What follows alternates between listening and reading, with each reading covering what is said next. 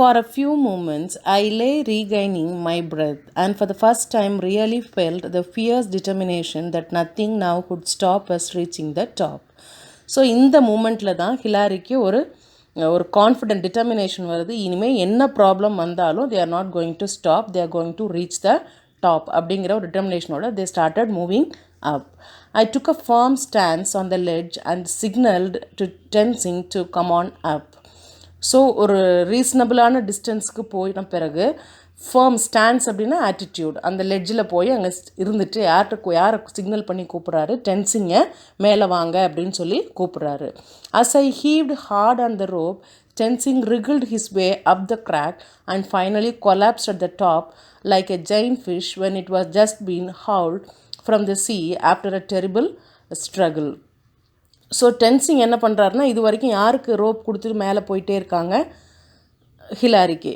இப்போ Tenzing has to come up. So இவர் என்ன பண்ணுறாரு, ஹீவிங் மீன்ஸ் புல்லிங். இவர் ஹிலாரி வந்து என்ன பண்ணுறாரு இப்போ அப்படின்னா, அந்த ரோப்பை வந்து புல் பண்ணுறாரு, இழுக்க ஆரம்பிக்கிறாரு.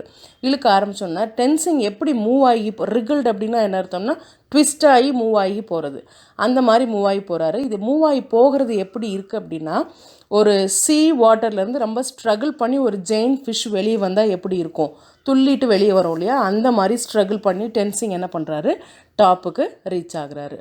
The ridge continued as before, a giant cornices on the right, steep rock sloped on the left. The ridge curved away to the right, and we have no idea where the top was. As I cut around the back of one hump, another higher one would swing into view. Time was passing, and the ridge seemed never ending. So கார்னிசஸ்க்கு அப்புறம் இவங்க face பண்ண problem என்ன அப்படின்னா, ridge after ridge, ஒரு முகடுக்கு அப்புறம் இன்னொரு முகடு அப்படியே அவங்க கண்ணுக்கு முன்னாடி என்ன ஆகிட்டே இருக்குது, தோண்டிகிட்டே இருக்குது. அதனால் எங்கே முடியுது அப்படிங்கிறதே உங்களுக்கு தெரியலை. The ridge continued as before, giant cornices on the right. எப்படி கார்னிசஸ் ரைட் சைடு அவங்க ஃபேஸ் பண்ணாங்களோ அதே மாதிரி இப்போ என்ன அவங்க கண்ணுக்கு முன்னாடி வருது, ரிட்ஜு கண்டினியூஸாக வருது. The ridge curved away to the right, and we have no idea where it's going to reach the top. So ridge வந்துகிட்டே இருக்குது, அதனால் ரிட்ஜை க்ராஸ் பண்ணி எப்போ அந்த டாப்புக்கு அவங்க ரீச் ஆக போகிறாங்கங்கிற ஒரு ஐடியாவே இல்லாமல் என்ன பண்ணிகிட்டே இருக்காங்க, மூவ் ஆகிட்டே இருக்காங்க. as I cut around the back of one hump, another higher one would swing into view. So ரொம்ப ஹைட்டாக இருக்கிற ஒரு ரிட்ஜை க்ராஸ் பண்ணி போன பிறகு அப்பாடா முடிஞ்சுதுன்னு நினைக்கிறதுக்குள்ள another will appear before them. Time போயிட்டே இருக்குது, ஆனால் அந்த ரிட்ஜ் மட்டும் எப்படி இருக்குது, நெவர் எண்டிங்காக கண்டினியூஸாக அவங்க முன்னாடி one after another it appears. அவர் original zest had now quite gone and it was turning more into the grim struggle. So இதுக்கு முன்னாடி தான் என்ன சொன்னாங்க அப்படின்னா, ரீசனபிள் ஹைட்டுக்கு வந்துட்டோம், அதனால் ரொம்ப ஹாப்பியாக இருக்காங்க, டிட்டர்மினேஷனோடு இருக்காங்க, இனிமேல் என்ன ஸ்ட்ரகிள் வந்தாலும் they are not going to stop, they are going to reach the top அப்படின்னு டென்சிங் ஹிலாரி சொன்னார். ஆனால் இப்போ இந்த ரிப்பீட்டடாக அந்த ரிட்ஜ் கண்டினியூஸாக வர ஆரம்பித்தோடனே அவங்களோட just enthusiasm has gone. Struggle, grim ஸ்ட்ரகிளோட என்ன பண்ணுறாங்க, they are moving up. I then realized that the ridge ahead, instead of rising, now dropped sharply away. I looked upward to see a narrow snow ridge running up to the snowy summit. A few more hack on the ice axe in the firm snow, and we stood on a top. So கொஞ்ச நேரத்தில் என்ன ஆகுது அப்படின்னா, they were able to realize that ridge முன்னாடி போயிட்டே இருந்தது என்ன ஆகுது, இப்போ ஸ்லோப் ஆகி போயிட்டே இருக்குது. Dropped sharply away. I look upward to see the narrow snow ridge running up to the snow is submit.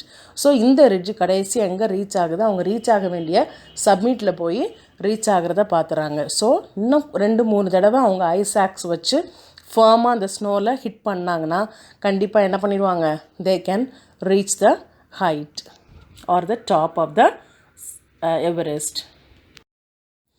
My first feelings were of relief that there were no more steps to cut, no more ridges to traverse, and no more humps to tantalize us with hopes of success. So இவரோட feeling எப்படி இருக்குது, once they have reach the top of Everest ரொம்ப ரிலீவ்டாக feel பண்ணுறாங்க. எதனால் அப்படின்னா ஒரு 3 reasons ரொம்ப கிளியராக சொல்கிறாரு. என்ன அப்படின்னா, 1, they need not create any steps now in the snow. Second one, they need not cross the ridges now. Third one, the humps, ice humps எல்லாம் தாண்டி வந்தாங்கன்னு சொல்கிறோம் இல்லையா, அது இந்த மாதிரி விஷயங்கள் இவங்கள டார்மெண்ட் பண்ணாது, இவங்க ஹோப் ஆஃப் சக்ஸஸ் என்ன பண்ணாது, டிஸ்டர்ப் பண்ணாது அப்படின்னு சொல்லி யார் சொல்கிறா, ஹிலாரி சொல்கிறாரு. I looked at Tenzing in spite of the balaclava helmet, Google and oxygen mask, all encrusted with long icicles that concealed his face. There were no discussing his grin of delight as he looked all around him. We shook hands and then tensing threw his arm around my shoulder and we thumped each other on the back until we were almost breathless. It was 11:30 a.m. The ridge had taken us 2.5 hours, but it seemed like a lifetime. So என்னாச்சு அப்படின்னா ஒருத்தரை பார்த்துக்கிறாங்க. அவங்களோட ட்ரெஸ்ஸஸ்லாம் போட்டிருக்கிறது அந்த காகிள்ஸு, அந்த heavy dress, இந்த விஷயங்கள்லாம் ஆக்சிஜன் சிலிண்டர் இதெல்லாம் பார்த்தீங்க அப்படின்னா அவங்க ஃபேஸ் என்னவாயிருக்கும், கன்சீல் ஆகிருக்கும். அதையும் தாண்டி they were able to express their happiness. They shake hands and they put their arms around each other's shoulder. அந்த டைமில் எந்த அளவுக்கு அவங்க ஒருத்தர் பிடிச்சிக்கிறாங்க அப்படின்னா அவங்க ஆல்மோஸ்ட் பிரெத்லெஸ் ஆகிற வரைக்கும் they are holding each other. It was time is now 11:30 a.m. இந்த ரிட்ஜுக்கு அவங்க ரீச் ஆகிறதுக்கு, இந்த தாண்டி இந்த இடத்துக்கு ரீச் ஆகிறதுக்கு ஆல்மோஸ்ட் எத்தனை மணி நேரம் எடுத்துக்கிச்சு, 2.5 hours எடுத்துருக்கு. ஆனால் இது life time achievement for both Tenzing and Hillary. To the east was our giant neighbor Makalu, unexplored and unclimbed. Far away across the clouds, the great bulk of Kanchenjunga loomed on the horizon.